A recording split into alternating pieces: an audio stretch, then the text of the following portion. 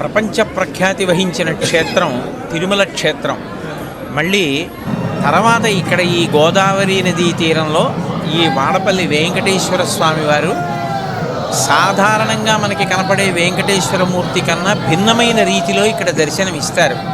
ఆయన ఒక చేత్తో గద పట్టుకొని ఎర్రచందనపు మూర్తిగా వెలిసి ఉండడం చాలా చాలా గొప్ప విశేషం.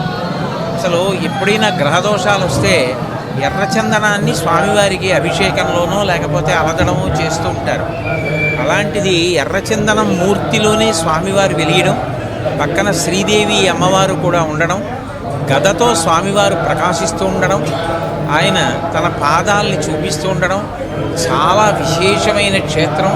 దినదినాభివృద్ధి చెందుతున్న ఈ క్షేత్రం ధర్మానికి గొప్ప ఆలంబనం కావాలని రాబోయే కాలంలో ఇంకా ఎంతోమంది భక్తులకి ఇది ఆశ్రయం